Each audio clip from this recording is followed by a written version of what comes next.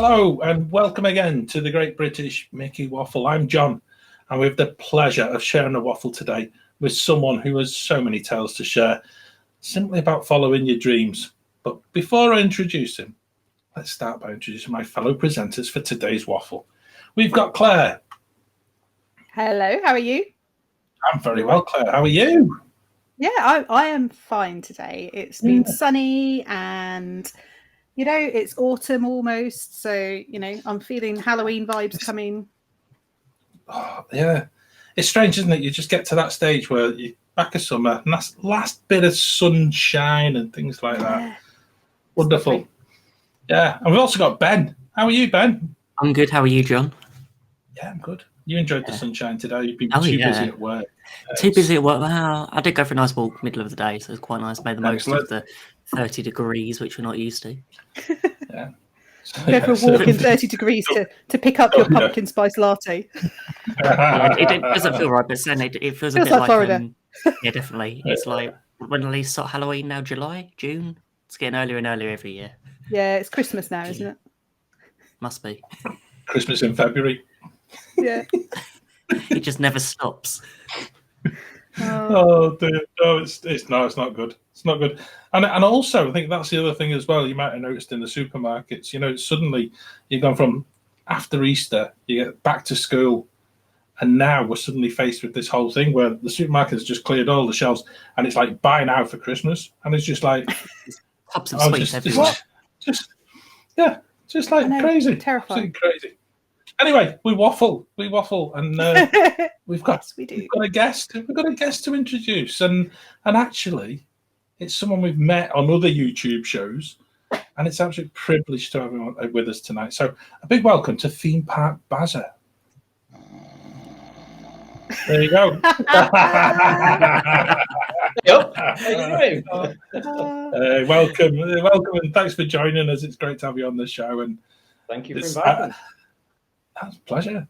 I'm trying to remember the last time we met, and I think was it Carlos's show. I think we were possibly part of. Yeah. I think when we were. British we have to help him invasion, out. You know, we have to be there to keep him going. Absolutely, keep him on track. Keep him on his toes. Yeah, someone has to. Yeah, next two of us. It takes more than two, I think. I should see him actually. He's coming down to Florida, I think, with his family in November.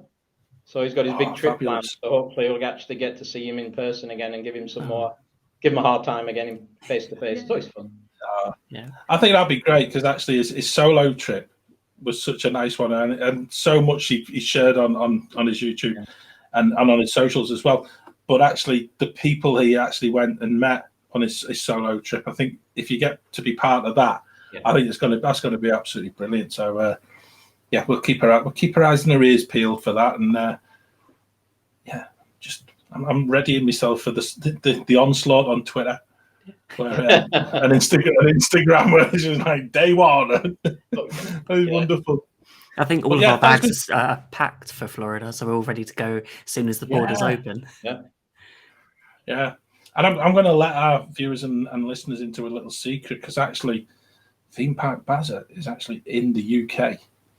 As he speaks right now, and strangely enough, it's not raining, which is even better. Yeah, I'm in the UK. So I've got 30 degrees centigrade. Yeah, don't believe I'm in the UK, do you? But I am. You brought the weather with you. Yeah, as Crowded House once said, Ben. I think that was it. Yeah, take the weather everywhere you go. Always take the weather with you.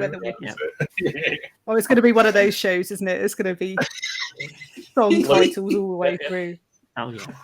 No, we're here on a holiday, so people who've been following us on social will have known we're here, but we haven't put any vlogs out yet because we'll do that once we get back because I'm on holiday.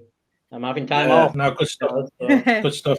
I did all the hopefully, so I'm good. Yeah, hopefully by the time people are listening to this, though, all that stuff will be able to be on. So we'll get people later in the show. We'll get you to give a good plug for all your socials, and everybody will be able to go and see what you did in the UK. I've got them all written down here. I've got them all printed, ready. No problem. No problem.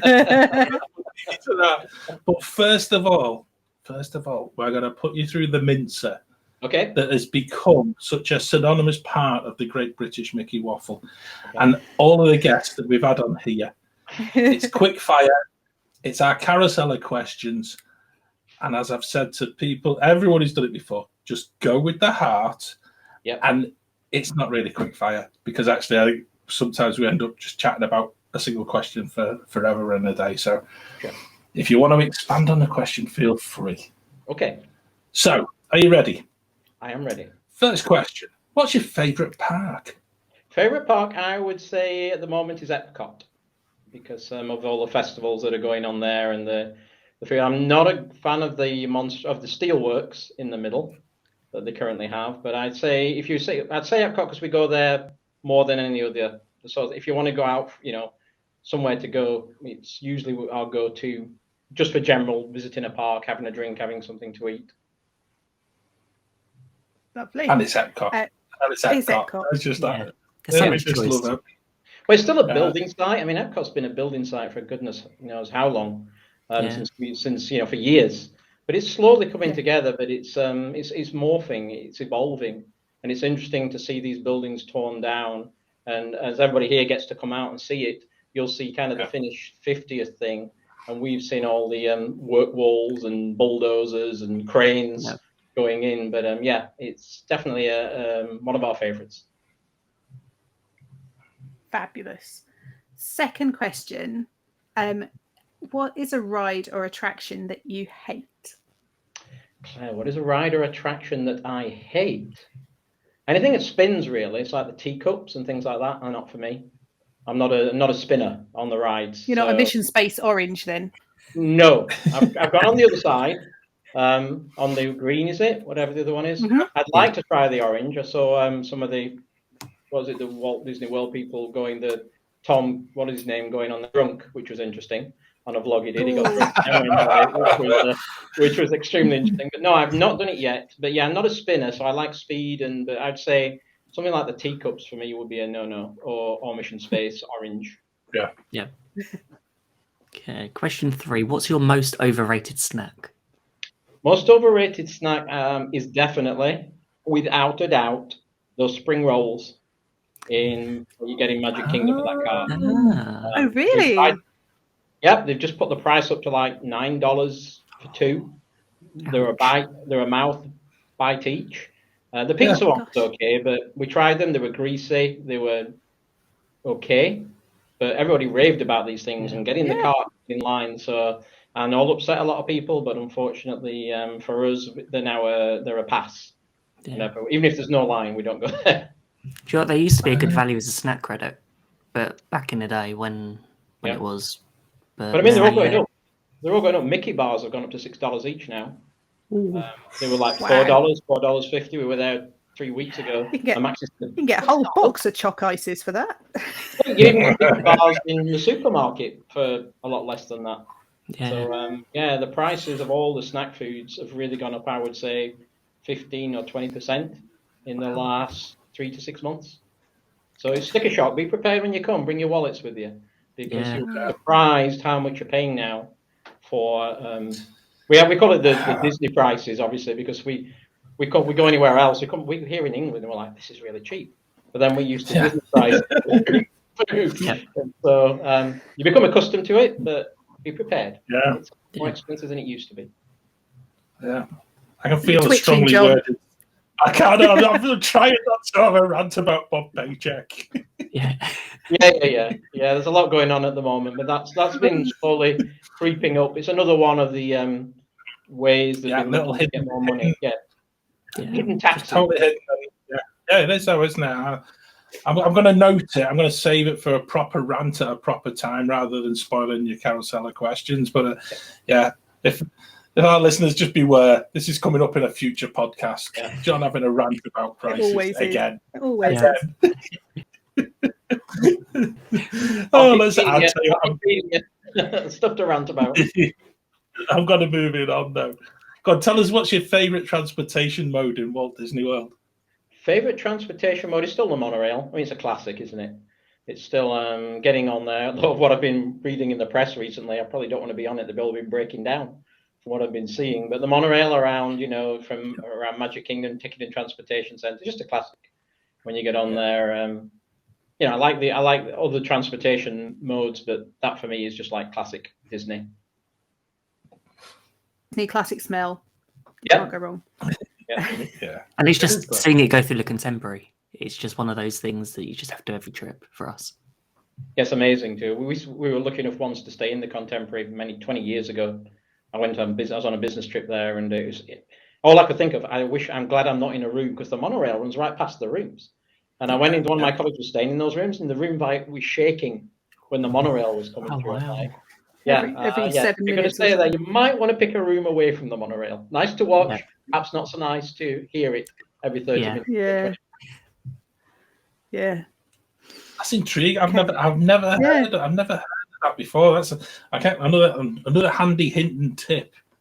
Yeah. Don't get a room. Thanks to ThemeParkBazza. I like that. That's just. I'm having that noted. Next question: which is your favourite table service restaurant? Favorite table service, is this on property or in a hotel? Either, actually. We like Sanaa in the Animal Kingdom Lodge. That was not in the Animal Kingdom Lodge. It is, isn't it? No, wait, Sanaa's in Kidani. in Kidani Village.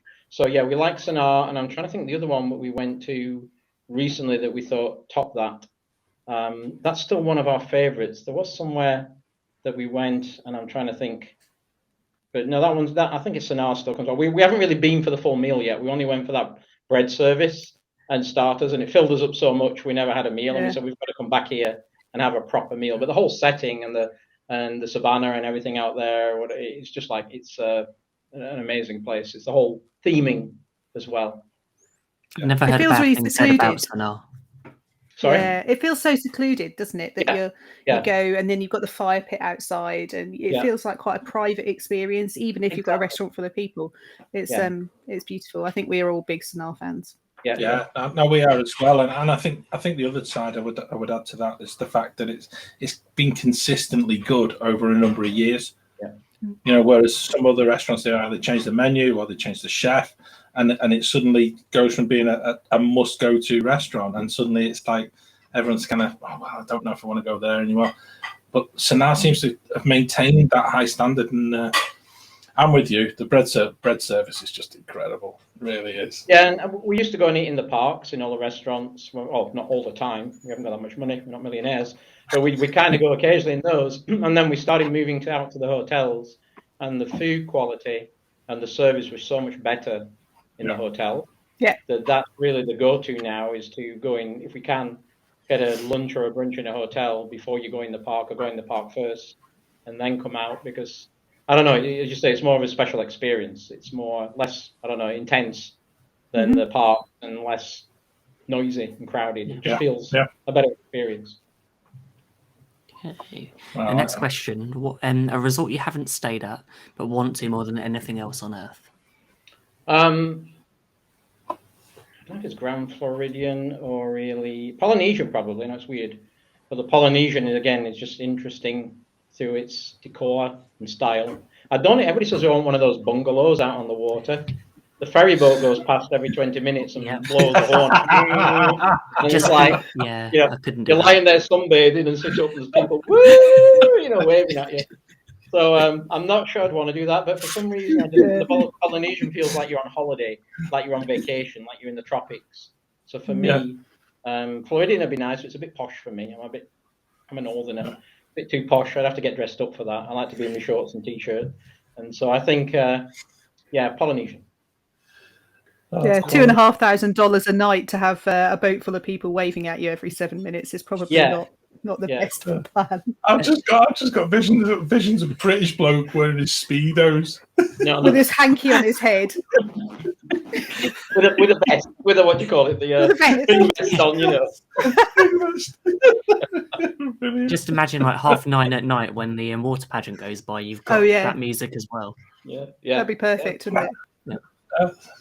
He'd be the one screaming on the deck at 9 o'clock when the fireworks are going up. Shut up! Yeah. Be quiet! Trying to go to sleep. Trying to watch Coronation Street. Yeah, exactly. Yeah. Corrie's on.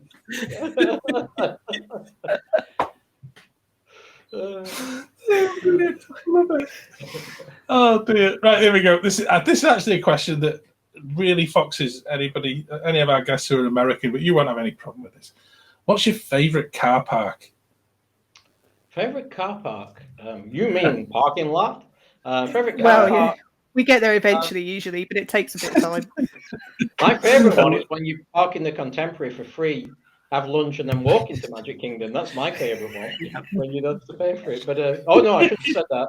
Yeah, you can't do that. You can't do that. That's not a legal thing to do. It's frowned upon. It's frowned upon, but people do it. But it's really good because it saves you a load of money for you don't have to pay for parking. Well, it saves you going on the boat or the monorail because you're there. You walk through. Yeah.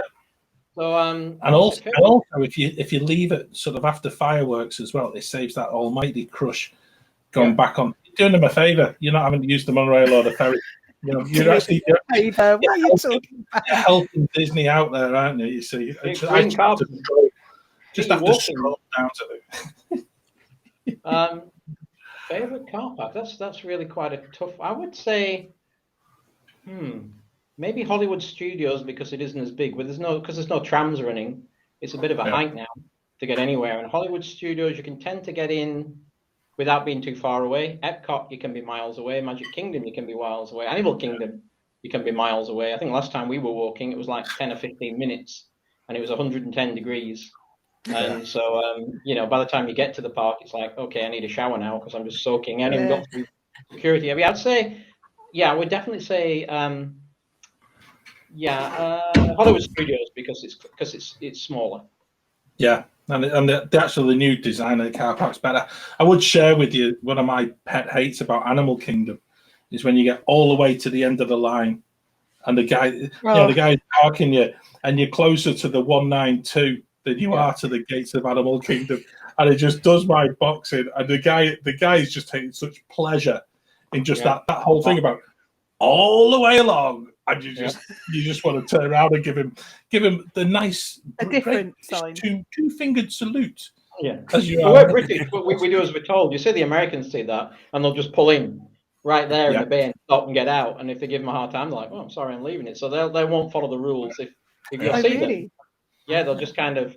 Usually we go later in the day, not with rope drops. So like the full, and they're trying to fill spaces up, and they'll see them pointing them down, and they'll just nip in up the aisle before. Grab rather than know they're going to be down by the 192. But we're British, so stick up a lip. We just drive down there and we wave at them all. Thank you very much for parking me 3 miles from the gate. You have to walk across the Serengeti to get to the turnstiles. And, Well, it's better now because all this COVID thing's changed. They had to go through temperature checks, and they only had one temperature check area. So for example, in Hollywood Studios, it was over by the Skyliner. So you had to walk all the way past studios to go through the temperature check, to go through security. And it was only the last couple of times we've been, all that's gone now, and literally you can get, go to the left, but you were walking twice as far just because they had to have. And same with Epcot, you only had one entrance on the right. Everybody had to go to the right and go through temperature checks. Where now you can go in either way. So that increased the walking time quite a bit. And then of course it's 110 degrees and you're like, if I'm too hot, I can't get in. So you're trying to stay cool. You're trying to walk there and say, don't get warm, don't sweat, and taking your hat off, and all that's gone now, thank goodness. But there was a whole experience I'm glad you'll never have to go through of dealing with that. And will I get in? Will I not? We never failed once to get in. But you're thinking it's 110. I've walked for 10 minutes in this sun. Is that thing going to click that thing on my head and say, "Be gone"? The temperature jeopardy. Too hot. Okay, next question. You're on fire. Yeah. Next question: Typhoon Lagoon, Blizzard Beach, or Volcano Bay? I've never been to Volcano Bay, but I've heard great things about it. So I would say Volcano Bay, because I want to go there. I've done the other two many years ago with the kids.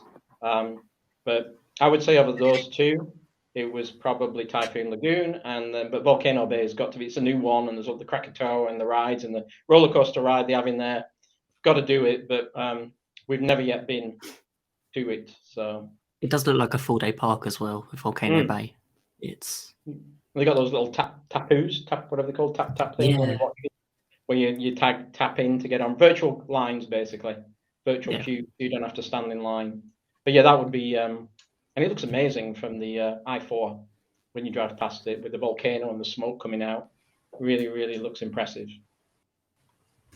It's always it's one of those things always amused me as I'm driving up the I-4, usually to premium, at the very top end, and it's like you see the backside of it, so you're basically looking at everyone in the queue. Yeah, and it's just like the old Wet and Wild used to do that. Who designed that? Because actually, if you shoved it around and you actually had the proper volcano, you'd be cracking advertising, and you'd just be able to see it rather than seeing everyone. Just like and obviously, being a careful driver that I am, I'm not looking at people in swimsuits and stuff like that who are on the steps and being distracted in any way, shape, or form. I'm driving. Yeah, but to be fair, on the I-4, you've got plenty of time to watch anybody because you're usually sat. It's a car park. You sat there for What's your favourite car park? The I-4. Yeah, exactly. That should be the answer. Yeah. That's the only thing when we were buying a house there is, can we get where we need to go without going on the I-4? And we can get wherever we need to go, parallel, under it, round it, but never go on it. That's a game, though. That's my holiday game in one. It's just like, how can we get from there to there without using the I-4? Yeah, because it will take us twice as long. And then you suddenly find the reason why everyone's on the I-4 is because actually there is no other way of getting around it. Okay.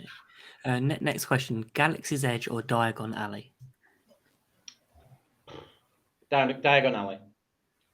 Harry Potter fan, so Diagon Alley. Every time you walk into there and see that dragon and see the whole theming in there, it's just amazing. Whether it's busy or not busy, it's it just takes your breath away every time. Cool. Early morning or late night park visit? Oh, late night for us. We're not morning people. No, we don't. It depends. Yeah, saying that. If it's like a really hot summer's day, you want to go in the morning, but everybody's there and it's really busy. So we got an unfair advantage being locals and annual pass holders. We can just go in as long as you've got a reservation. We can go in anytime. So we probably tend to go in 4 or 5 o'clock and then stay until it's dark because people are usually frazzled by then, or sunstroke or sunburn, or they've been out there. So there's one crowd leaving. And so the rides tend to be less busy and it does tend to cool off to around volcanic temperatures in the evening, down to about 105 in the evening. It's a lot more pleasant walking through a bath of water at 105 degrees than 110 degrees. But yeah, we're definitely evening people. Next question. Do you prefer to keep the magic or get the backstage detail? I think the backstage detail, because I'm an engineer at heart.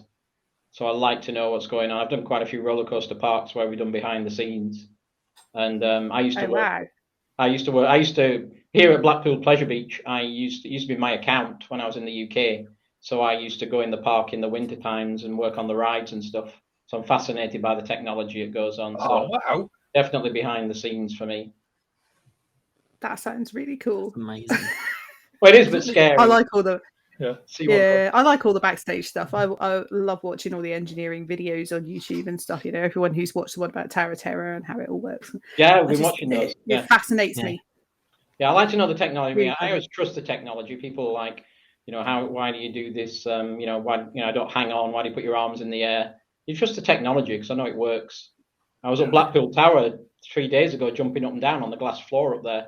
And people were like, you're going to die. I'm like, no, you're not. It's all like 10 elephants. And I know I've eaten a lot of Greg's pasties, but I'm not 10 elephants weight yet.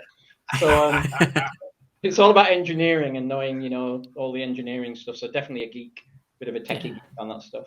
And also we go on the back road. We live north of Disney, so we're always on the back road going behind the scenes and look past the power station. It was when they had the grand Christmas tree there in Magic Kingdom. And we drive past this building, and the day after, it's there in sections on the floor, piled up in the warehouse. And now it's fascinating for me, going, so it's in 6 different sections. How they do it. And that's how the wiring goes through there. So for me, it was like, a buzz where other people might packing it up for Christmas, like we all put our trees in the loft and take the lights off. That's like getting up overnight. It's like cake, slap, slap, slap, slap, cable done. Very interesting. Oh, that's brilliant. I think as well, and I think this, particularly for those people who are still not able to get to the States, Blackpool Pleasure Beach itself is, it's always remained one of those great favourite theme parks. And is there still the wooden roller coaster there? Was it Grand National and things like that? Because that Grand National there, Cyclone there. We're going on Monday. Next Monday, we're going to have a day there. Icon, which is the baby sister of Velocicoaster by the same manufacturer. So we're going to go on Icon again and get our Icon T-shirts. So yeah, we love Blackpool. If nobody's been, definitely worth seeing its product. Now we haven't been to all like Alton Towers and things for years. But as far as Blackpool Pleasure Beach goes, it has a good mix of rides, old and new. We enjoy going there. Yeah, we always do one day there when we come here to England. We always spend a day there. Okay, next question: favorite other podcast or vlog about Disney? Well, this one obviously is the best. I mean, look at the quality of the people. Top of the Christmas card list for the year. The check's in the post. Will it bounce out the last one, Ben? Or will this one be all right? Will it? I would think it's hard. I watch. You see, the reason I find it quite hard is all I watch is YouTube. So I watch like 50 different bloggers. I would say vloggers I really like Paige and Mr. Morrow, Nate. I like nice people, real people who do it. I watch them, but I'm less fans of people who are paid to represent a brand or a park. Yeah.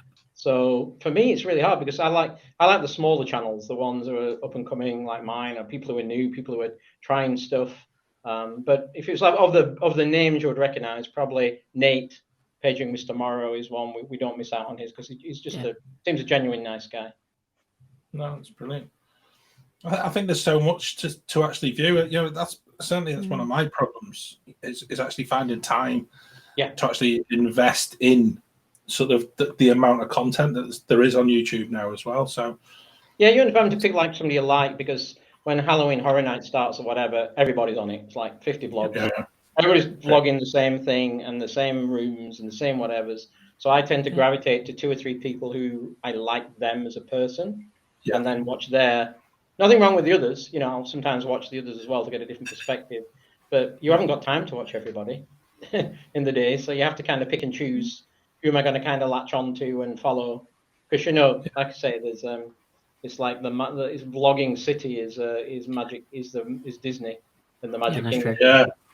I was in Epcot about 2 weeks ago. I bumped into Adam the Woo, and then I turned around the corner as the Walt Disney World couple there, walking the other way. And I was like, I was willing to play spot the gimbal.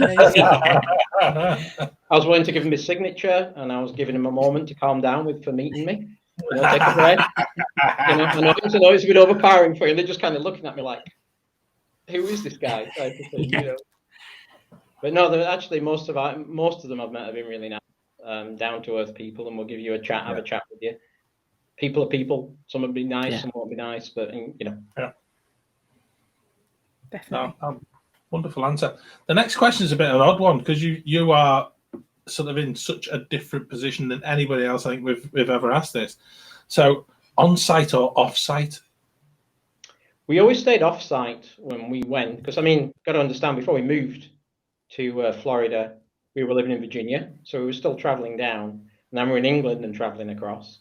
So off-site, and the reason for that typically was just for value, for money, because then we could spend the money on meals and food and other things.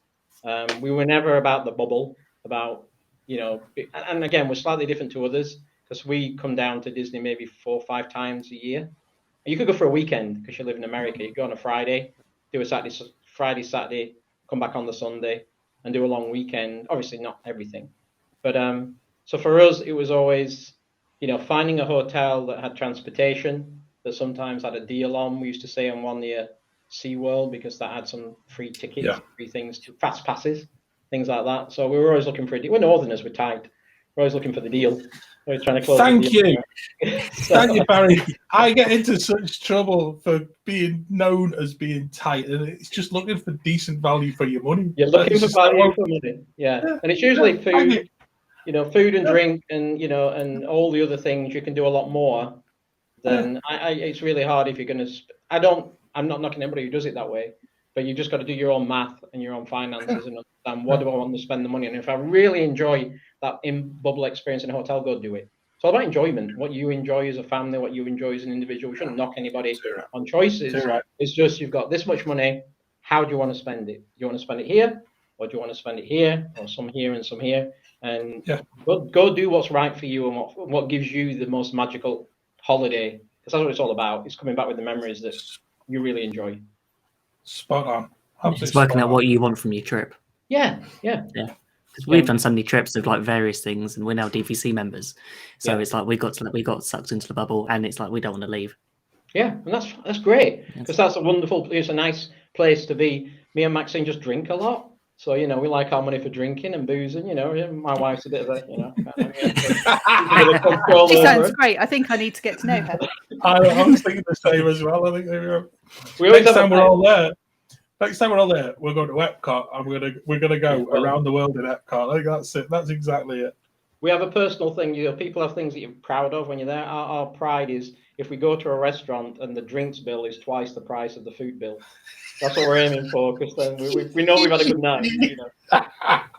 Don't remember the food at that point. Exactly. What food? We have food.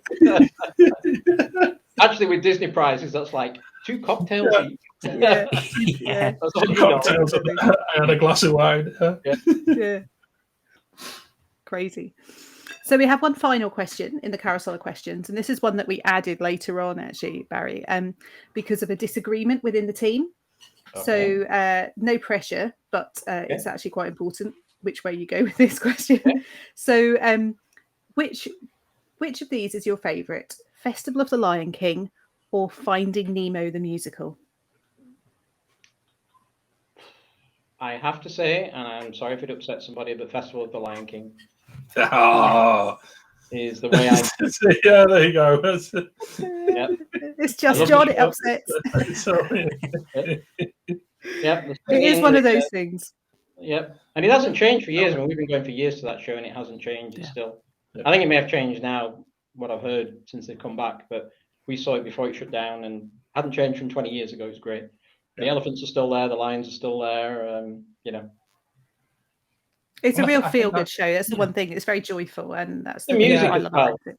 The music that makes it. It's the songs that saying I think there's only that musical that I'm screaming out on, and usually when I'm sat on Frozen ride backwards in the boat singing "Let It Go," as your boat goes backwards, screaming at the top of my voice, "Let it go!" Full on Elsa. Yeah. It's that inner Elsa in you. Yeah. We've all got one, John. Don't deny it. I'm not even gonna go there. John's probably got the wig. I think there's video of me somewhere singing that as well. So.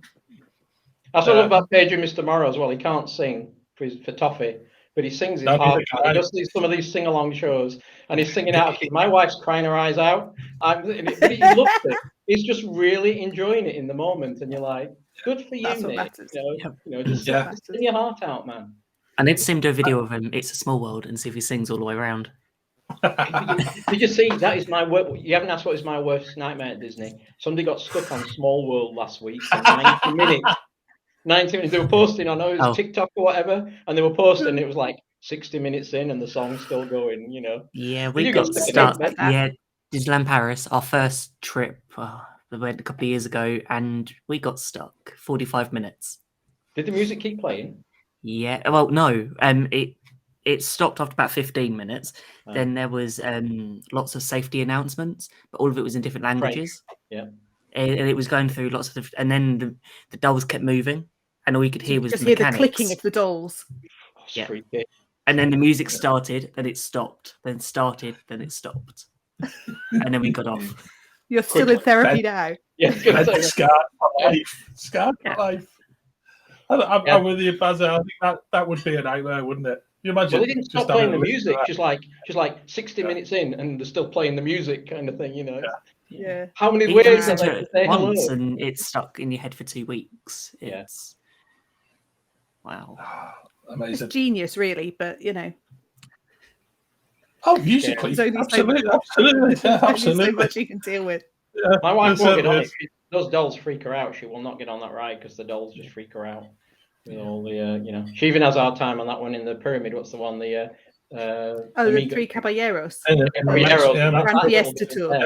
Yeah, she's like, she has to kind of look away at that bit, kind of when they're going around. It's freaky for her. That's really interesting. Actually, there's quite a lot of people that are like that, and I think it's only since we started doing this show you become aware that how many people have got those real. It's not a need, but it's actually those afflictions where they feel so uncomfortable with something that everyone else associates as being such a happy and such a, you know, in a way, such a child-based ride, and it's not. It's, you know, I can totally understand nightmares. That.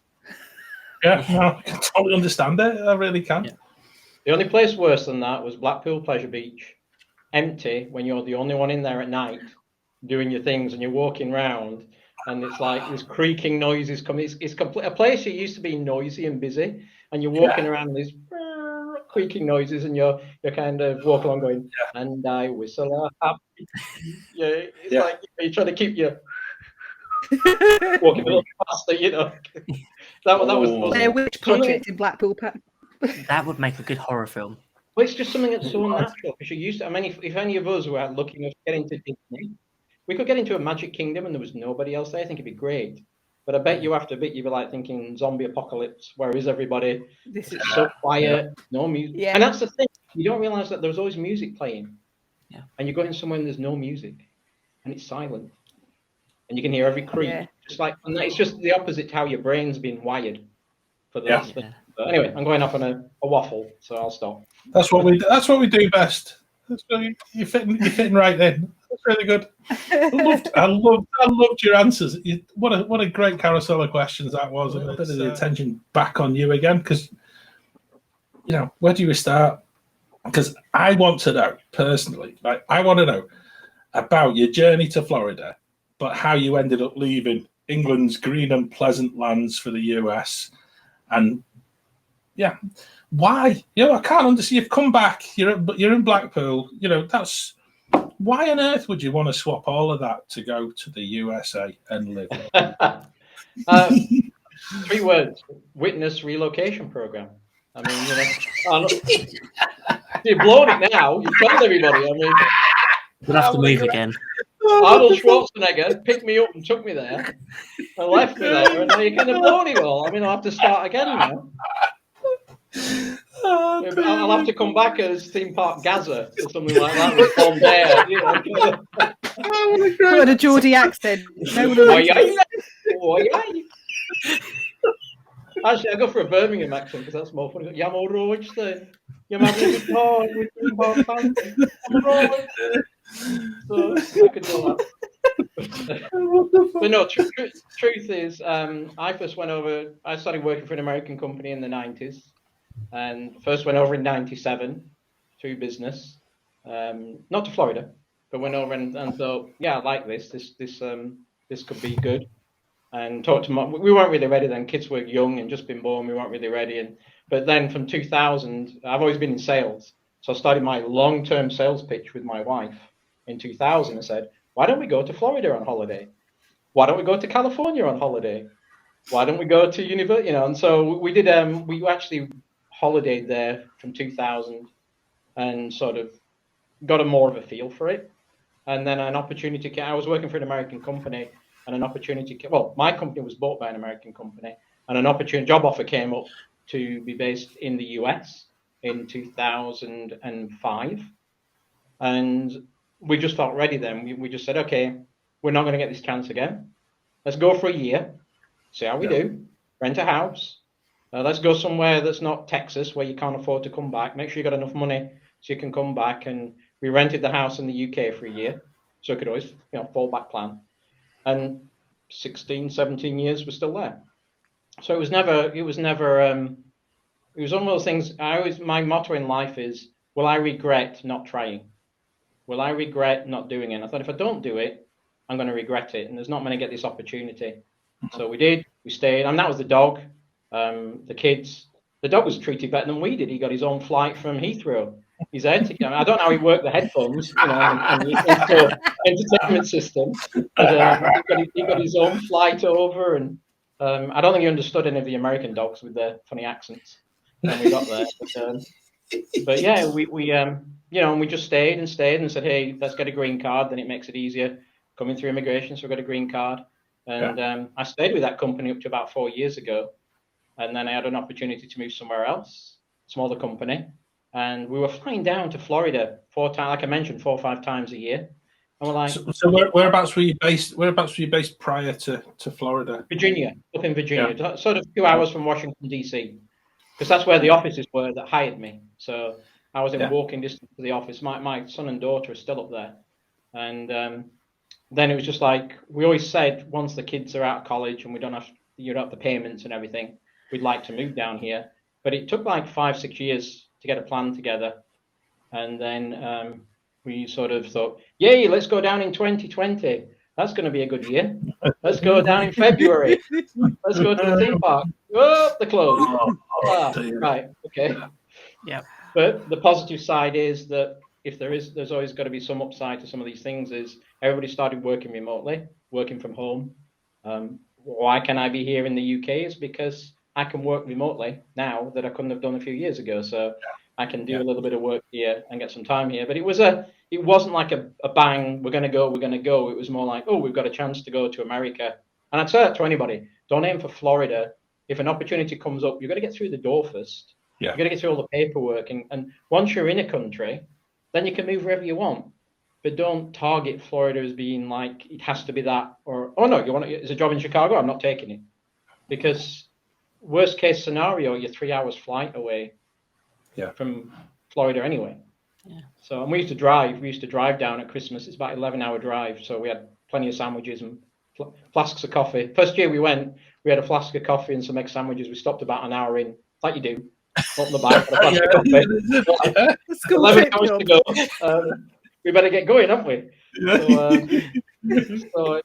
But yeah, long answer to your question is it was luck, risk, and then we just kind of stuck with it. And there's positives and negatives for everything, and you've just got to weigh up. I love the UK. Come back every year. Family's here. Miss family. Miss food. Missed all the stuff that you associate from home. But would I come back? No. Nope. We're kind of settled there now. It's our, there's downsides with the medical and all that kind of stuff. But the positives for us, and again, it's down to individual taste. The positives outweigh the negatives. So it's some people like snow, some people like sun. My wife hates snow, so for her, further south you can go, the better. I like snow, but I'm married, so the further south you can go, the better. No. but I like the heat as well. So it's just if the opportunity comes up, and again, I was talking with somebody yesterday on Facebook, somebody just in a group saying, hey, how do I get to America? I have an aunt, can she sponsor me? So I kind of jump in and say, that's not how it works. You have to have a job, or you have to have a business here that you own, and then you can set up. And so there are ways to get in, but it's not easy. So take your chance if it's what you want to do, but don't give up on your dreams. Like I say, this was 17 years in the making, and sometimes it's a marathon, and sometimes it's a sprint. And a lot of these are marathons where you've just got to keep chipping away, and getting a step closer. As you go. You never know when the opportunity arises. Just got to grasp it when it's there. You got to grasp it. And like I say, what's the worst that can happen? People are like, oh, you're such brave people for going. Why? If it wasn't any good, it's a 6-hour flight back. Yeah. It's like, what have I lost? Well, I've got the house over there still. So, I mean, you have to plan it, and you have to work it. We weren't ready for going into, you got to be sensible for your own self. We weren't ready in 97. We weren't, from a kid's perspective and a cash perspective, we couldn't have done it and had that safety net. So you have to plan it. Like going to Disney and you're doing the planning, you're doing military precision. 8 o'clock, we will be at the road drop. 8:15, we will be in Casey's Corner. 8:45, we will be on. It's not quite that detailed, but you need a plan of how am I going to do this and what are the things I need to do. and what gets me a step closer every time to that, if that's what you want to do. If you want to just come and visit on holiday, that's great as well, because living somewhere is a heck of a different to visiting somewhere. Yeah, absolutely. Different thing. Yeah, I'm glad you alluded to, you know, I think one of my opening line for the whole of the show was about following your dreams, and actually for you to say that sort of later in the show, I'm thinking that's exactly what you've done. And I take my hat off to you, because I think everybody somewhere deep down who's got a real sort of passion for, certainly for the Florida thing, has always got in the back of their mind that little twinge of a dream of, wouldn't it be great if we lived out there? But never give up. You never know. You never know. Yeah. No, and I think we've all, as you know, even as a team on the podcast, we've all sort of discussed the fact that it would be just the most amazing thing. And I think it's one of those things. I think we all always talked about going to Golden Oak, didn't we? And we just we're not going to go shy. We're not going to do this cheaply. Yeah. Yeah, we're going to join D23 and pay our 17 grand a year for. Actually, you do get D20. You get D23 membership if you're in Golden Oak, but you've still got to pay $1,000 a year renewal for it. Yeah. Club 33, you need that. 33, sorry, not D23. Club 33, yeah, sorry. Yeah. I was going to say I've just paid me D23 because I'm on. Yeah, no. Well, you have that. I'll have your Club 33. You're on the wrong level, John. No, exactly. As always. You're on the tight northerner level. A special tier just for you. Doesn't give you any discount. We don't need to give Bob Chapek any more ideas about prices up. Why we moved to Florida, we're looking at tickets and we're looking at residence price, visitors price, residence price, visitors price, and you literally do pay, a third of what tourists pay. So anyway, it's as I say, don't give up on your dreams. You need a bit of luck, but at the end of the day, fortune favors the brave. If you find an opportunity, try it. As I say, what do you weigh up? We had a piece of paper, pros and cons. Would I? And I always come down to the end of the day. Would you regret not trying? Would you kick yourself if you sat there in 3 months' time and had a cup of tea and like, you know what? I wish I tried that. Try it. And if it doesn't work out, it doesn't work out. But at least you tried. At least you now know it's not for you. So that's always been my kind of approach to things. Which we're similar with DVC. When we did the tour in 2014, at the time we thought we could afford it. We thought, okay, no, we'll wait, and we waited back 2-3 years. But we were going back to Florida every year, so it was like several £1,000s per trip, and it was like, if we'd done it back then, we'd probably saved about another 7 or 8 grand if we'd done it before. And now it's the best thing that we've done. Gives us the flexibility. We stay in the UK, but then we can just pop over when we can. Hope when Joe opens the borders next, and it's just completely changed our trips. Yeah, and again, and it comes back to that: do what's right for you, do what makes you happy, do what is gives you that joy. Spend your money wisely on the things, because life's short. You want to get one go around, so spend it wisely, have fun, live every day. But as I say, spend it on the things that give you joy and pleasure. Because if it didn't work out, we could easily just sell our DVC or no Disney. I'm always happy to buy it back. Yeah. A lot of people. I don't probably for more than you bought it for. Yeah, that's true. I'm still. Barry, I need to ask you.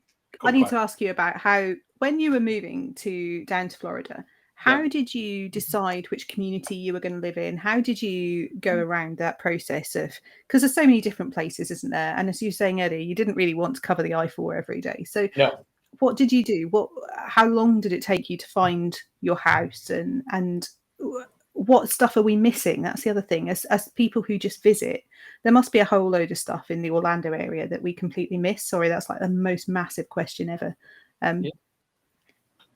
What one word answers it? Rent. You don't know the lay of the land. Rent. We did that when we went to Virginia for 2 years. We did that down here. We came down. We drove down took an Airbnb, came down here, found an apartment, signed up for a year, and we bought an apartment in Lake Nona, as you said, which is a great area. Other side of the airport, hardly anybody knows it. You can go on 2 of the toll roads, and you can be in Disney in 20 minutes, be in the airport in 10 minutes. And we rented for a year, and then we spent time driving around the different areas. And then when we started looking at different areas. We probably looked at 50 or 60 houses in different areas and got a good realtor to help us. But once you've been there a year, you get more for a feel for the communities and areas you want to be in. And when you live somewhere, it's different to visiting. So you find the things that annoy you. What are the things? This is the stuff. Yeah, this is it. Exactly. Yeah. What do I know? Like, I like to be close to a supermarket and not close to a supermarket. I want to be, for me, and I keep going back to my wife's problem, but I like to be a walking distance to a bar. I'm Brit. I like to walk somewhere. I want to be able to walk out. And even our rental, we had 2 bars. We had a burger place. We had a pizza place. We had a very nice restaurant. Because I'm British and I like to go out and walk in the evening. UK from the UK, as opposed to drive everywhere. So that for us is an important thing. And this house we're in now is walking distance to a Publix and a bar and shops and things like cafes. So that was an important criteria. But what we did was kind of like you do anybody's buying a house. You write down all the things that are important to you and you try and get as many as you can. And some you're not going to get. Do I want a pool? Well, you'll know. Everybody says, of course you want a pool in Florida. Do you really want a pool in Florida? How often you're going to use it? So go to a place that's got a community pool. How many times have you used it? We didn't use it when we were there a year. So we're like, you know what? We probably don't need a pool. Though we had a pool in Virginia and used it all the time. Down here with the temperature, it was different. So rent, try, and then when you're ready, go for it. Get a good realtor and go for it. And that's how we ended up getting the house, was when you've got the money and you're ready to go for it. Now, we were lucky because...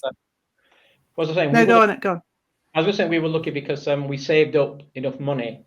Well, it wasn't luck, we planned it. We saved up enough money to be able to rent for a year and pay our mortgage from the house for a year. Yeah. So that was the plan. We spent a couple of years saving up to know we could afford to have 2 places. Because it's hard, 2 electricity bills, 2 water bills, 2 trash bills. So again, you had to do the math and say, okay, can I have... So that was the plan. Enough money to be able to pay twice, which really hurt me being a northerner, paying for something I wasn't using. But you had to. That to me was like this most sensible way. Because you don't know what you don't know until you've actually spent some time there in different communities. That's a long answer to your question. That's what you were. No. I think that's really important because a number of us, you sit there and you dream of actually what would it be like to live there, and actually there's some things, really practical things that frustrate me about the layout of Orlando, and I would want to be near a Publix, not a Walmart, and you start thinking through all that stuff, and actually you're quite right. People don't walk anywhere, even just down to the corner. You get in the car, but I wouldn't. And where do you feel safe doing that? And actually, where's the the hotspots for road traffic accidents and things like that? Which junction are you going to have to try and avoid and nearly die at every morning? Those are the types of things that actually I think when you're there on holiday. Like having a pool, of course you want a pool when you're on holiday. We tend to stay in a villa, but actually having a pool that you're then, you're reliable upkeep of it, and the cost of upkeeping, and how often are you actually going to use it. It's a totally different thing. So it's really interesting to hear the process that you went through to try and make some of those decisions. Not, we're not in a position to buy anywhere, but if we could, we probably would, but not to go and move there. If possible, we'd love to buy a house there that we could use and rent out maybe, but that's a totally different thing. And we actually, there was a lot of communities we looked in. Again, living here, everybody was selling those houses last year because nobody was coming over. So there's a lot of houses. You could always tell them. We walked in and the garage was actually had a pool table in it, and there was dirt cheap prices some were cheaper last year, but for us then there was that thing of, do I really want to live in a house when I don't know who the neighbor's going to be every other week? This is it. So there's things to think of. I don't really want to be in the middle of a rental community if I'm living here. So again, it's all about trying, experiencing, paying for yourself, finding what works, because any town you move to, wherever you live, is going to be different.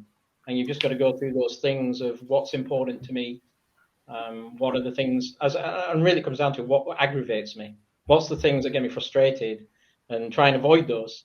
And then we told a realtor all our wishes, and then we were looking for houses, and we had these 4 or 5 areas, and we kept going, and we looked at 40 or 50 houses, and then this one popped up near Disney, and we're like, we're not going up there, it's way too expensive.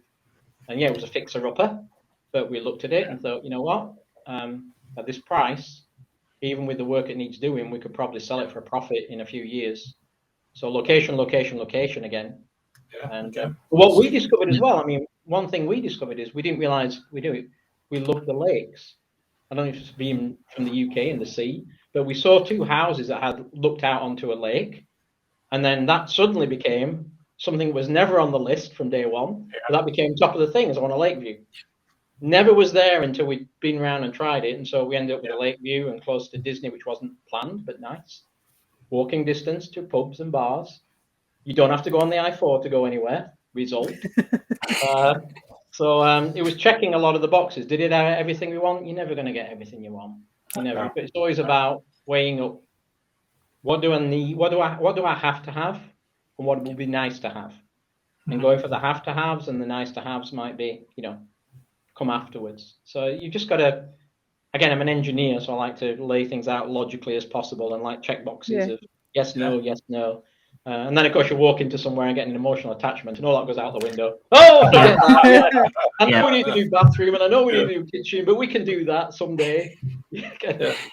But you've got that's the way we did it. And I say it's the same when we came to Virginia, we rented because we weren't. It's really interesting. You go back to that, making that list of things that you actually really do want from a home there. But I know in a podcast we've talked about planning trips to Florida. We talked about villa rentals and stuff like that, and I think Claire and I are very similar.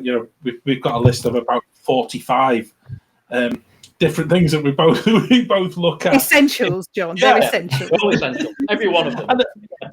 And it's strange because actually for somebody planning their very first visit and you're staying offsite, you overlook so many things. So I would urge people to go back and have a check out of some of our previous shows, because we have talked about villas at length, and I think it's worth going back and having that ability to just sneak a little bit of our list.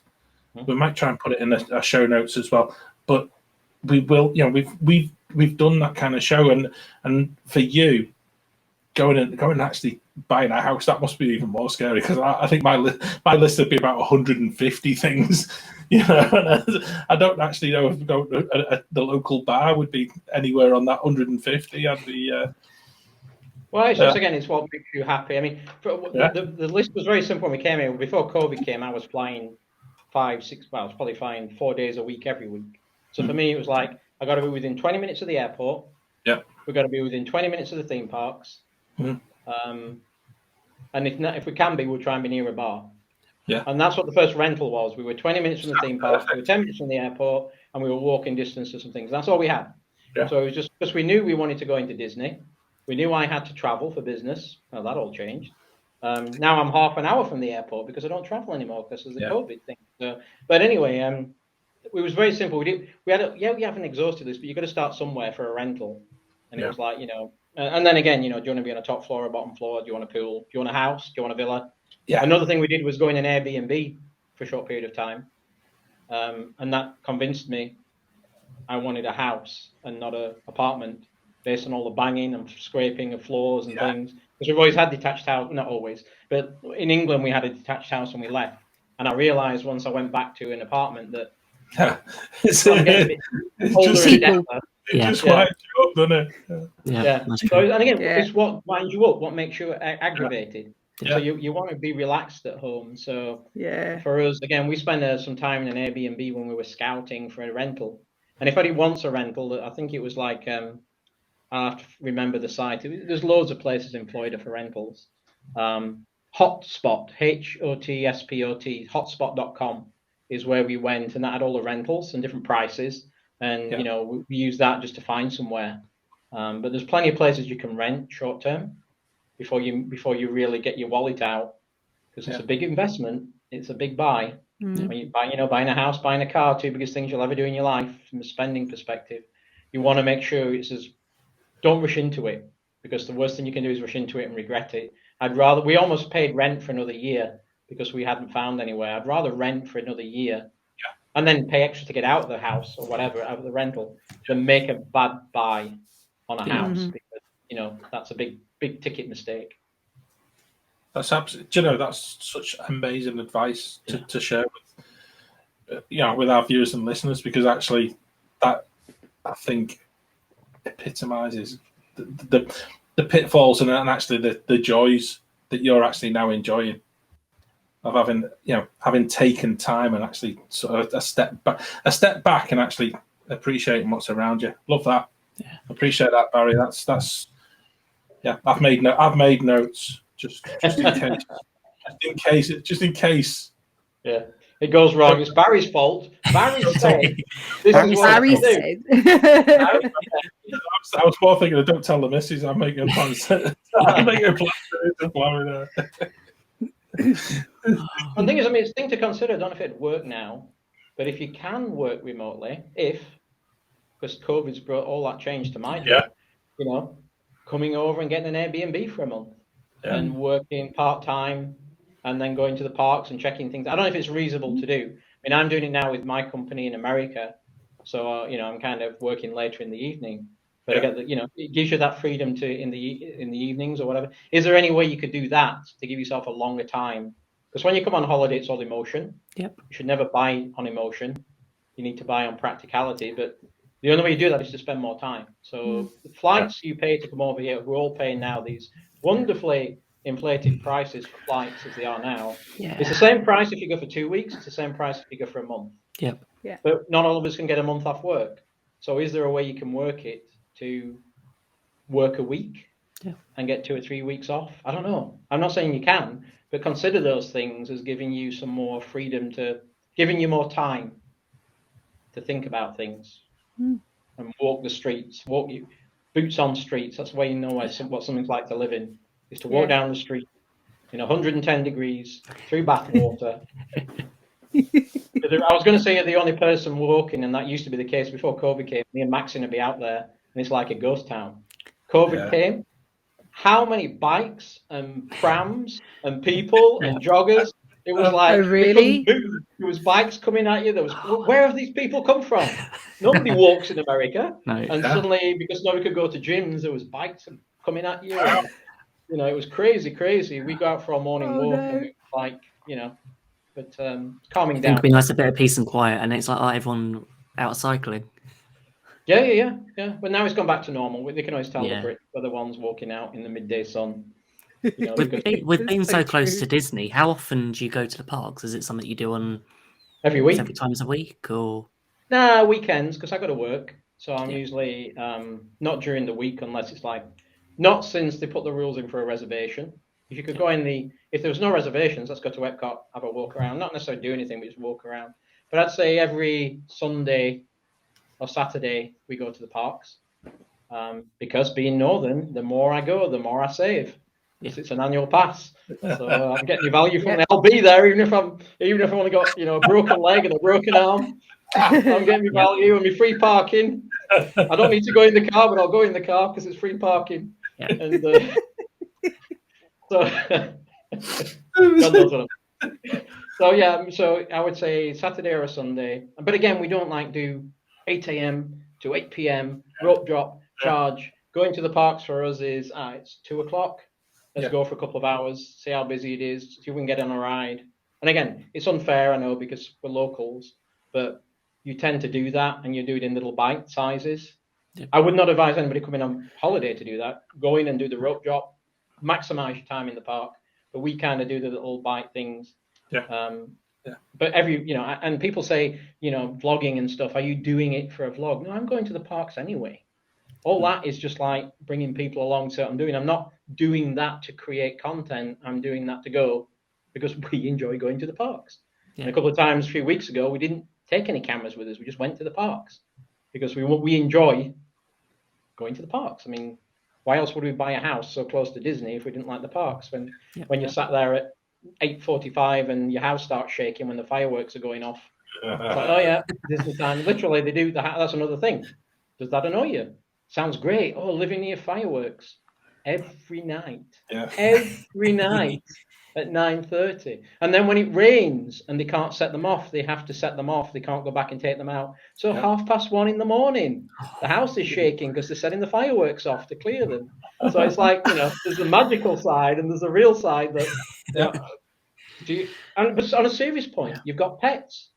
Do your pets like fireworks? Yeah. You should not be living where we live if you've got pets who don't like fireworks, because literally the house shakes every night. So I know, but there's things you don't consider until you go there and experience it and think about it. Like, this wouldn't work well for we want to get a dog, and we're like, we've got to get one that's, not going to be afraid of the fireworks going off. But who would have ever thought Disney fireworks would be a negative thing?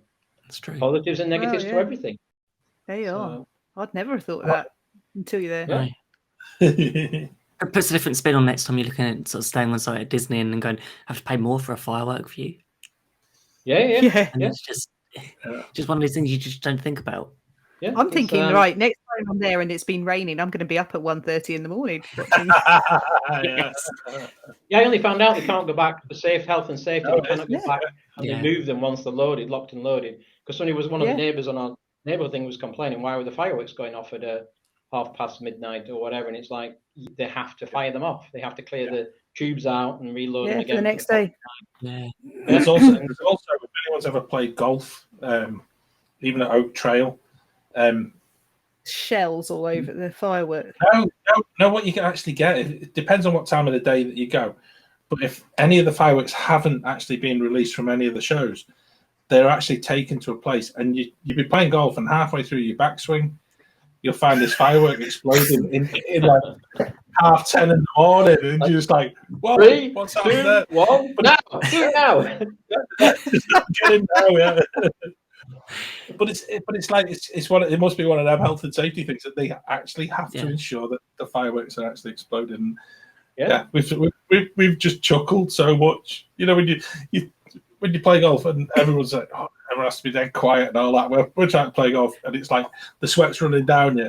You can't even hold the golf club, and you're just like, and then you got fireworks going off. It's just like something out of Happy Gilmore, So. Difference in living there to being a visitor, it's exactly. These are the secret things you don't know about until you have to put up with it every night at 9 o'clock. It's a great way of telling the time. Yeah. Well, it is. It literally is. We do that. We're watching telly, and we'll go 9:30. Kind of leg of the fireworks. Do you know, it reminds me of that bit in Mary Poppins. Oh, with the clock where the admiral's a minute or two early. Yeah. Oh, yeah. And the house shakes. With a cannon on top of the house. No, was that Mary Poppins or was that Chitty Chitty Bang Bang? It's Mary Poppins. Mary it's next Poppins. door. Okay. Yeah. So you mentioned vlogging. Sorry, John, I'm jumping in. You mentioned vlogging. Tell us how did ThemeParkBazza become a YouTube channel? Was it just you decided, I'm going to give this a go, there's loads of other people doing it, or was it, I think in some of your vlogs you said that somebody said you should give it a go, you'd be great, so you did? Yeah. Well, I just wanted to show them how it should be done, come on. Well, obviously. Okay. Let's not tutorial according to Barry.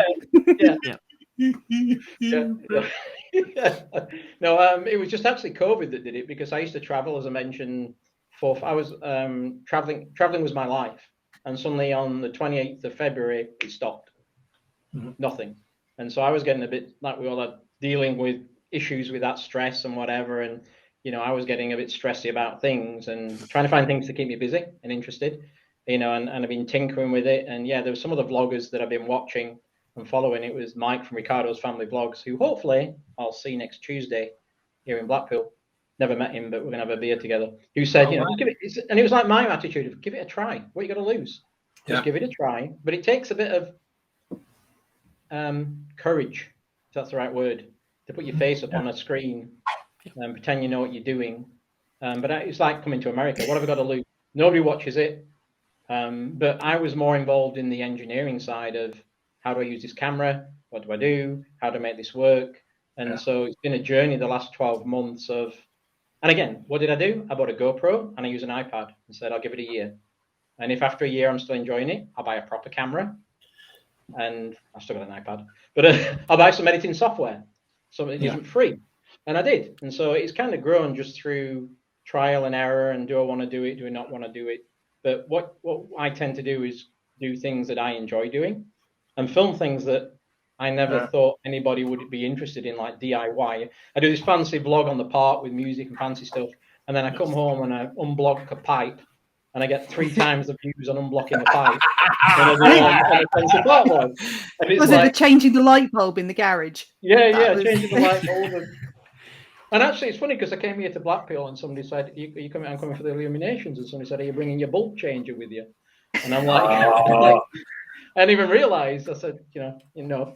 But it was just started as, as a diversion, as something to do to kind of take your mind off. You couldn't do anything, so how can I just? What's the word I'm looking for? Escapism. It's escapism where all you can think about is, how the heck do I edit this bit? How do I make this work? And you're not worrying about the rest of the world's worries. We all need it. We all had it through COVID, different ways of handling it. And for me, that was it.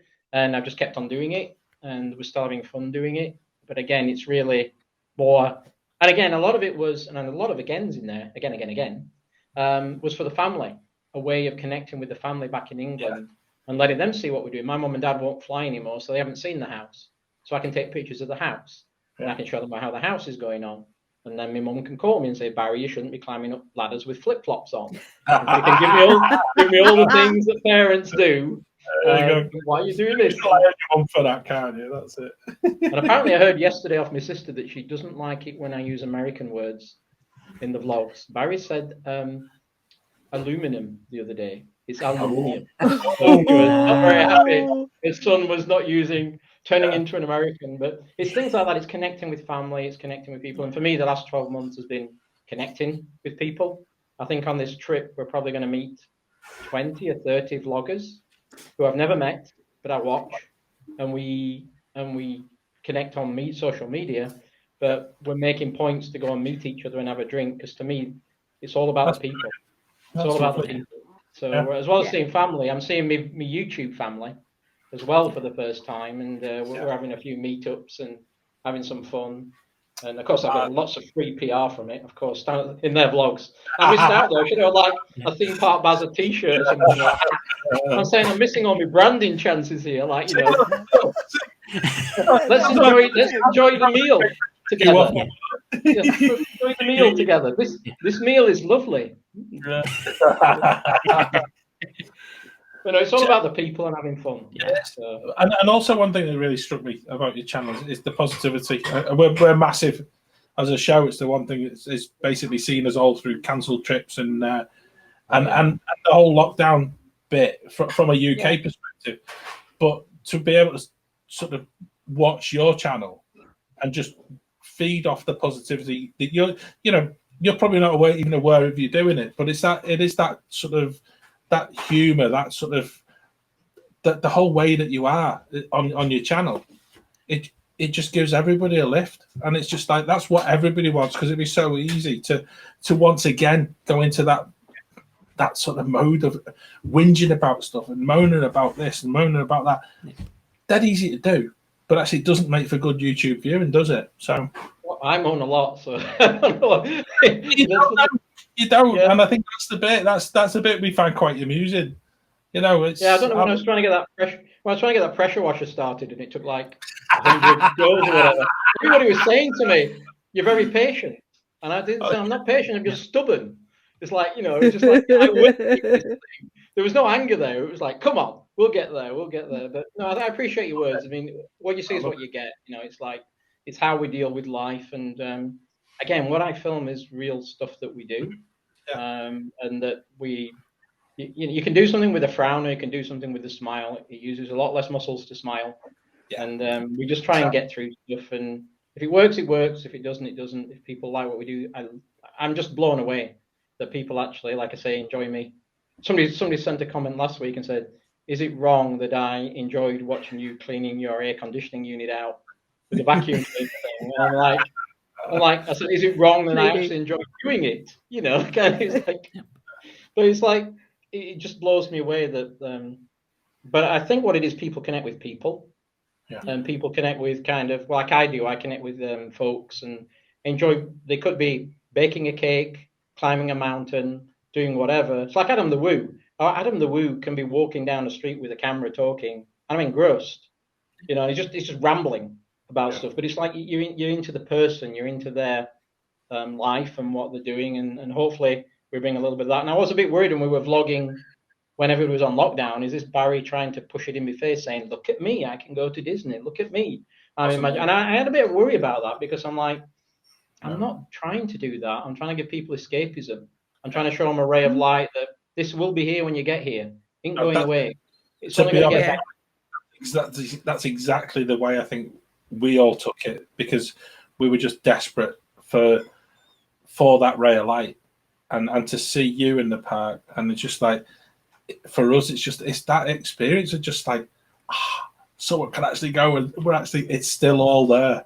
Yeah. It's still there. We can't touch it. We can't be anywhere there. But actually, to be able to just watch it in the comfort of our own homes we can see all the updates of like Tron and all the stuff that's happening and changing. When we get there, it's all just going to be done, hopefully.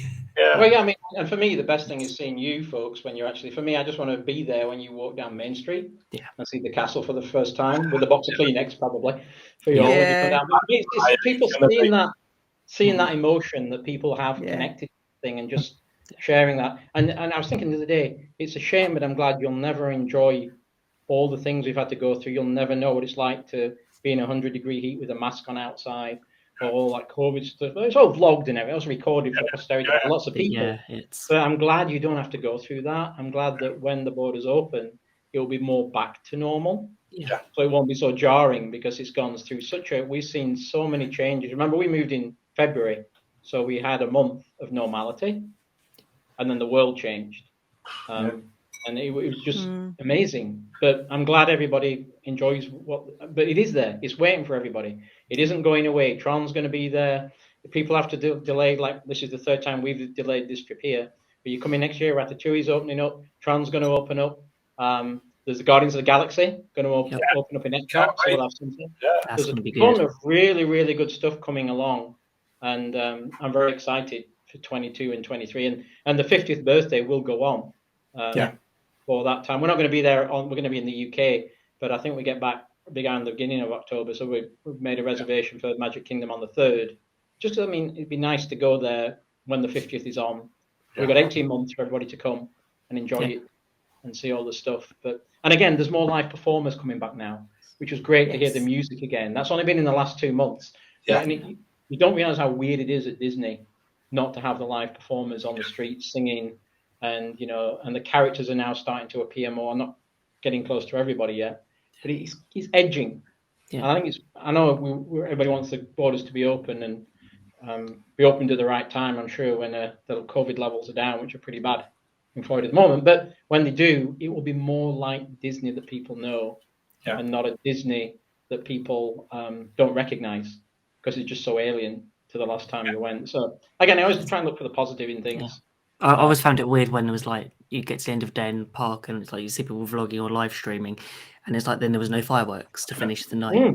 It just seemed like really weird. Like people have Epcot and it's like no music, or it was just that was it. Yeah, it's not normal from that. So live streaming is like crazy now. You walk around a corner, there's a live streamer on every corner. It's like everybody's got a gimbal. I can't do that because of my inappropriate humour. I wouldn't trust myself to control what I say on a live stream. I say what I see. I'm like, what's it called? What's that TV program called? Catchphrase. Oh, catchphrase. Say what you say. Say what you say. Say what you say. Say what you say. Say it. Yeah, that's exactly. I do.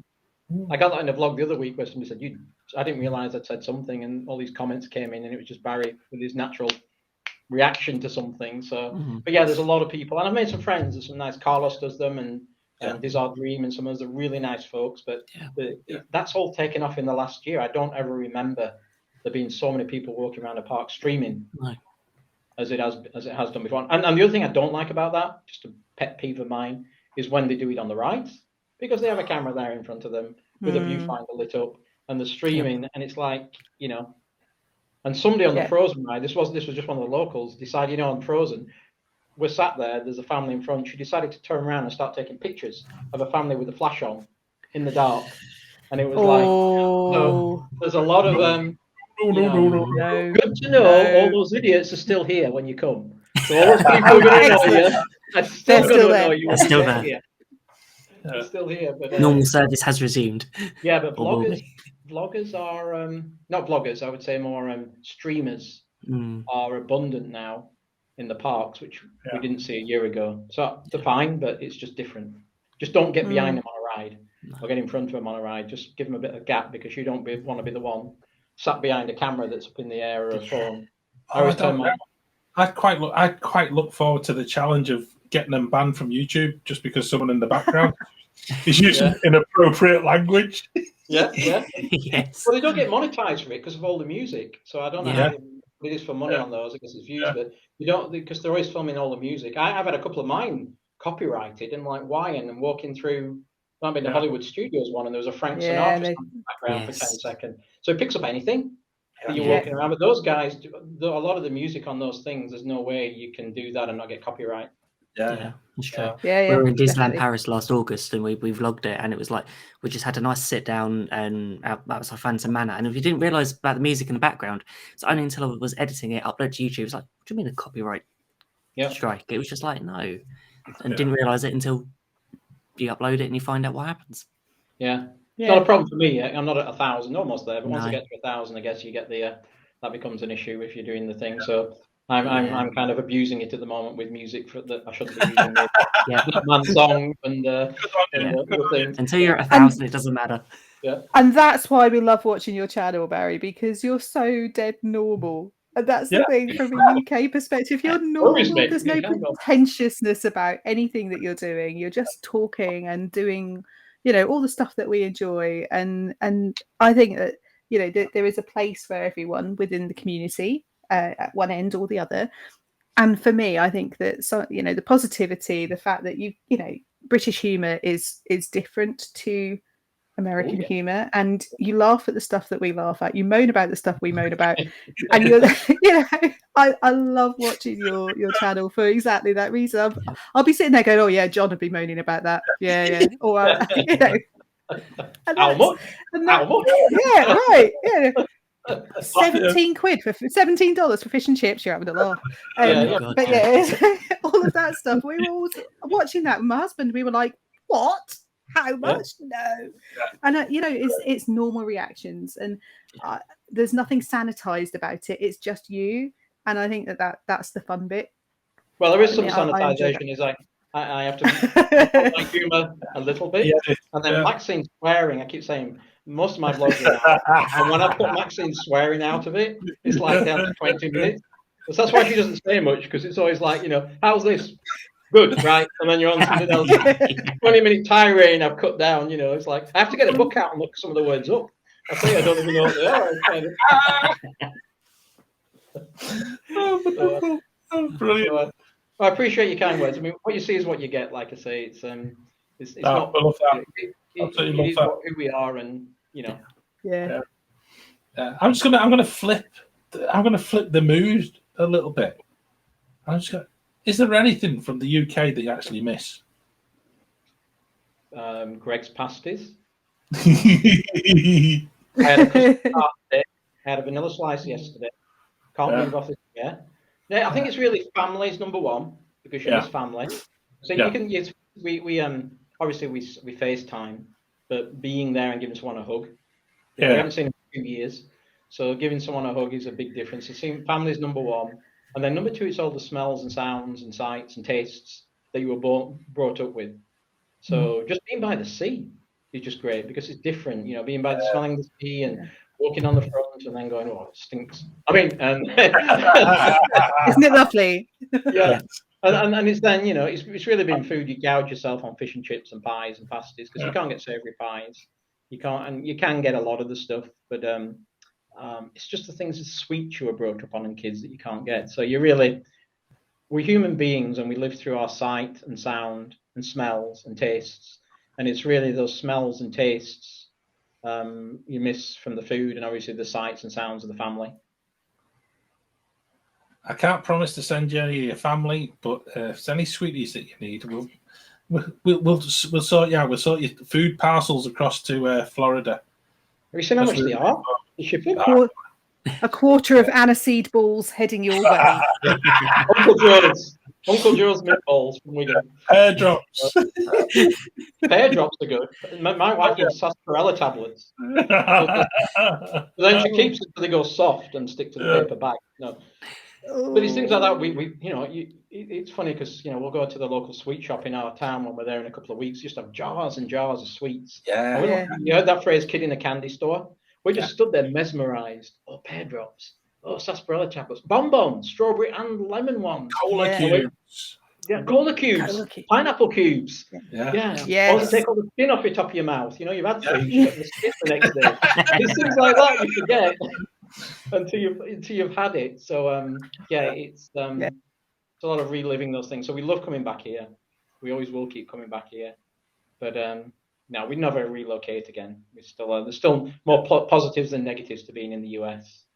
Yeah, I'm sure there is. Yeah, I'm sure there is. And that, you know, I think from everything you've said tonight and shared with us in this show is just like, I think it's certainly added to my sort of pining to want to be in Florida. And I mean, my diary was full of all the vloggers coming over and like, tell me when you're coming. Yeah. Well, I think they want to know when they want to tell me when I'm coming, so they can know if I'm in town or not. They want to make sure I'm not around, so I'm not stalking them around the parks with a camera like, hello. But no, I mean, it's been gut wrenching because I've had them all in September, all in October, and one by one I've been going delete, flight cancel, flight cancel.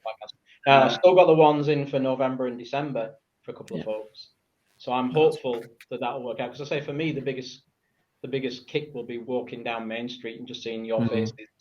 And just a chance to you know, it's like watching, it's like looking at it through your eyes, because I see it more frequently than you do, and it's just to see the amazement and the awe on people that reminds you, oh yeah, it's pretty awesome. So for me, that's the big thing when people, and I'm sure everybody will get here. I'm hoping November sounds realistic, December sounds realistic. And we will. It's going to happen at some point, and it's just you never know. We might be on the first flight out there. Someone has to be. Yeah. Well, it's going to be great because I know Disney's missing it. The parks are a little bit. Some of them are a bit like graveyards at the moment because there's when all the American tourists come down because they're landlocked as well. In a lot of cases, it's busy as heck. But this time of year, Disney's hurting in revenue. Because it's not getting a lot of people in. It's really, which obviously we won't go into that tirade of what they're doing to address the revenue side of things. But the parks just don't connect. They don't feel right. No. They don't feel right not hearing a British accent or an Italian accent or a Spanish. They don't. It's like that thing when I said at night when there's no music playing. It doesn't feel right yet. It won't feel right. And there's no tour groups chanting. And there's only a 15-minute queue to get on a flight of passage. Yeah. That I'm not knocking that one. That was I don't positive. I think it was 15. Somebody said the other day it was. But then it takes you back when COVID was on. I mean, we went just after it opened, and it was a walk on. We walked on. There was nobody there. There was no pre-show. And then we got off. And we were walking out, and the guy says, "Do you want to go back on again?" And I thought, I will never ever hear that again, ever in my life. Walk back on again. I've never been done it again since. Wow. But those months. But then again, there was no pre-show. It's not. You're going to doesn't ride. feel right. There's not the pre-show. How do you get the full experience? How do you get the immersion? Yeah. If you go on Dinosaur, how the heck do you know what this guy's going on about? And just get through the show and find out what it is. So a lot of them grab the dino. What are you talking about?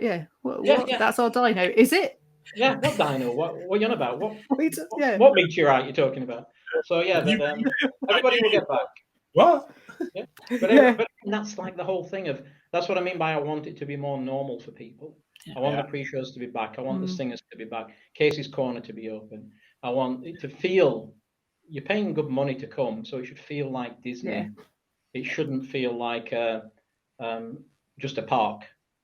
Yeah, it's getting there. It's getting there now. So you're paying 100% of the cash, you should get more than 75% of the experience. Exactly. And it's getting there. It's not there yet, but it's getting there. And so swings and roundabouts. I'm sure people would enjoy it if they came, but they also might feel disappointed if they've been here the last couple of months because it wasn't Disney.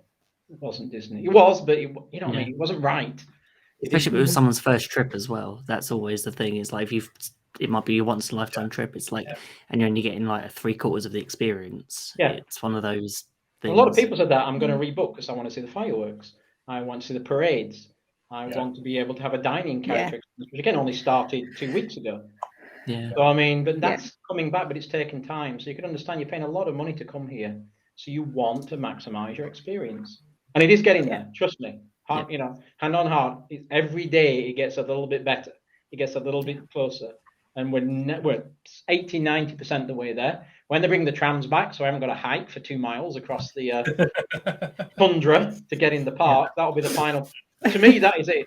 That I'm telling. We're agreeing this now. When I hear that toot toot of the cart of the tram, they were moving off. That's when Disney's back for me. Yeah. And I can hear that, meet me, fantastic. And the head off, you know, that brings Disney back. So that's my final piece, you know, I'm waiting for. Stand-up comedian cast member on the back.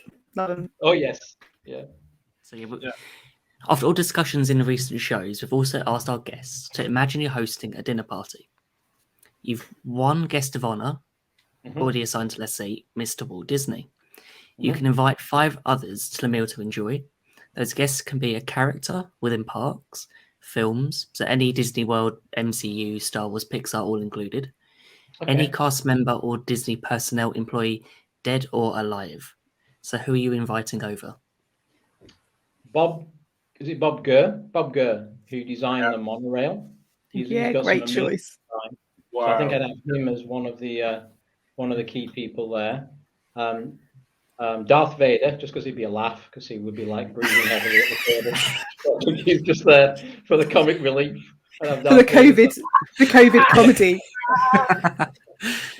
So not many guests probably go from Bob Gurr to Darth Vader. I can bet. No, I think you might be the first. You think you're the first. There's another guy who we've met. He's an ex-Disney Imagineer. I don't know if you saw one of the blogs, but Michael. Michael is an ex-Disney Imagineer.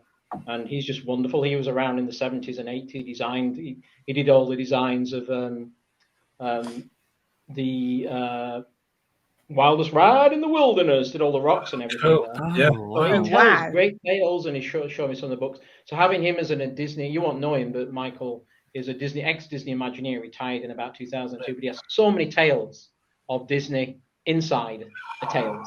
It's fascinating, and he shared books with me, like from 1971, the original pamphlet that was given to the cast members, where all the tunnels are. So I'd have him at the table definitely, from that side, just to add some history to a lot of the things. So we've got Darth, got Bob, we've got Michael, so we've got 2 more, have I?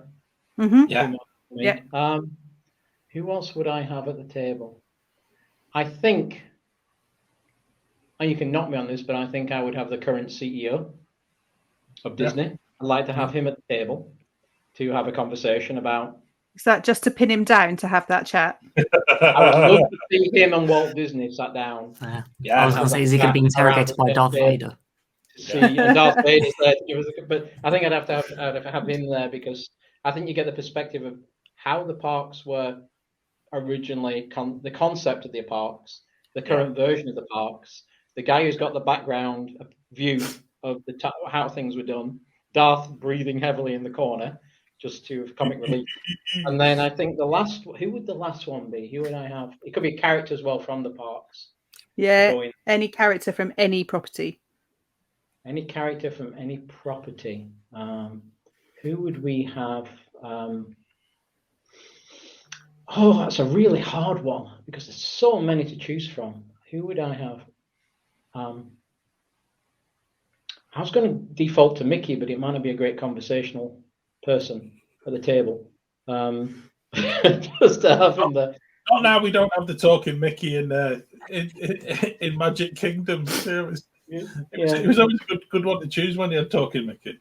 But I'd have the original one. Have you seen the one from 1970? That scary one in the outfit that they had. It's like Frank's Bottom, isn't it? It's exactly. Gives you the heebie-jeebies. Yeah, it's really hard for the last one. I think I just like one of the regular cast members just one of the ones who works in the parks today, to kind of just to get a view how it was, how it is, how it was in the 70s and 80s, how it is. I'm just, again, I guess it comes that background behind the scenes, Bob, who designed stuff. So for me, it's more the designers and the people, because I'd like to know how this thing has evolved and how they've taken the concept and brought it today, and have an open discussion about what's good, what's bad, why they're doing it this way. So I think that would be the mix for me. And so it's that mix of people of wonderful. Yesterday, tomorrow, and the people who have to make it happen, made the magic happen, and have to make the magic happen every day.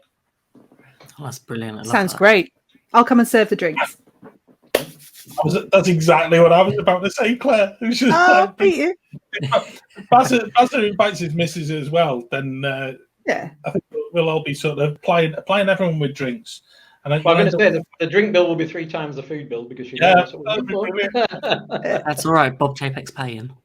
Yeah. I've just got visions of Bob and Darth Vader. Darth Vader as referee. And we'll get Walt Disney, Bob JPEG, and it'd be like the 70s wrestling on ITV, World of Sport. It'd just be like get Vader deciding who wins. Yeah, it could be like when he starts going on about lightning lanes, and Vader's just going to go like this guy.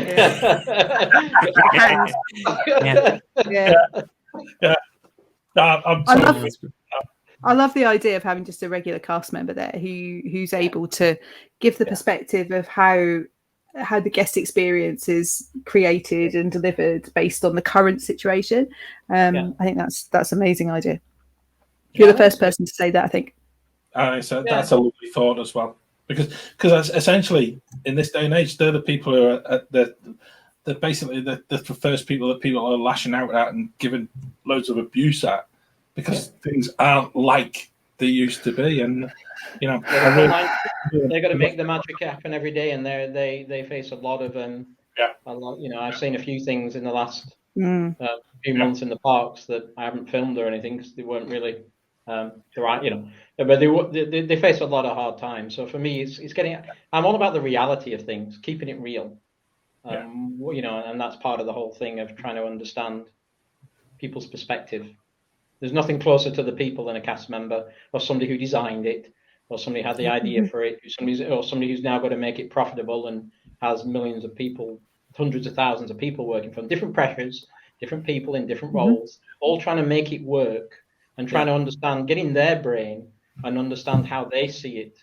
Because some of the decisions, we really scratch our heads, why are they doing that? And they're not doing it out of spite. They're doing it for a reason, and maybe I don't understand the reason. Explain it to me. Help me understand your perspective. Help me get inside your head. And I may still disagree with you, but at least I'll understand why. What was behind it. People think it's all about money. It's not always all about money. There's sometimes other things going on. So I'm always about trying to... People do things for a reason. Let's try and understand why. Apart from Darth, he's just going to sit there and go... You can imagine that when the fighting starts and everybody goes quiet. Those moments, those tumbleweed moments around the table. Yeah. And all you're going to hear is...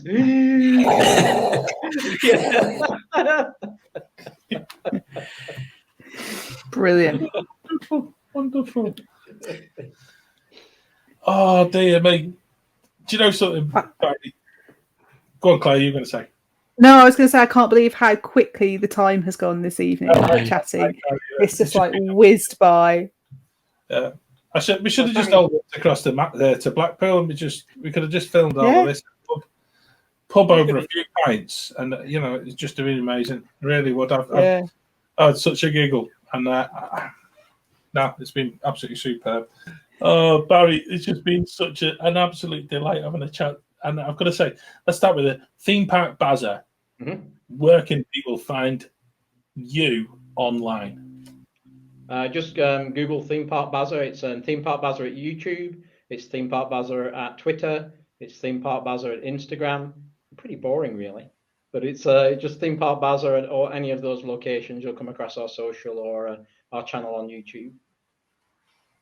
Fab. And then make sure people follow you, like you, and subscribe and enjoy it. Get get you to 1,000, and then you'll be monetized, and then you won't be able to swear anymore, and you won't be able to play music and all that. But I'll have lots of commercials and adverts. I said somebody today, I think I said to Gas Kershaw, so once I get to 1,000, it'll be 20 minutes of adverts and 5 minutes of content, just like American TV.